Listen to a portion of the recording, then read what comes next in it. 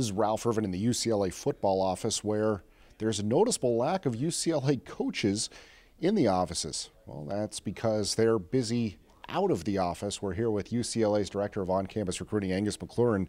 Angus, where are the coaches right now? Well, Ralph, it's the time of year where we're out on the road, scouring the country, looking for the best prospects, and right now we have 7 coaches out on the road, so we have an empty office here. One of the reasons that they're out is because this is really the only downtime of the year where you have the opportunity to go and visit players all over the country. Yeah, we have an opportunity to go out from April 15th till May 31st. We can go out 4 weeks during that time period to go do evaluations and check on recruits' academic progress and get a chance to visit with the high school coaches. And not only do you have players assigned to different territories, but then you also have obviously interest from certain coaches about certain players. Yeah, so we actually we handle everywhere on the West Coast. We try to hit as many schools as we can, and then when we get out nationally, we send, for example, a position coach to see his position that he coaches in a different state, so he would cover that territory.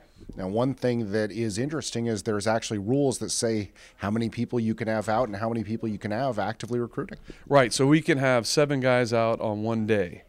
Now, they have different rules called tag rules, so if guys are in the East Coast, they're in a different time zone, so we could tag out a guy in the afternoon. But primarily, we keep 7 coaches out, we keep 2 coaches off, and the guys that are off, they're in the offices, staying organized, watching recruit film, and checking out transcripts and that type of stuff. So they stay busy even if they're off the road.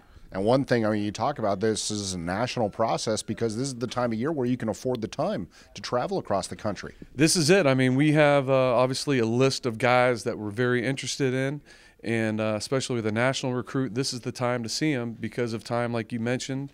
And once this time period ends in May, we won't see the guys until September 1, and then we'll get out and get an opportunity to watch them play games live.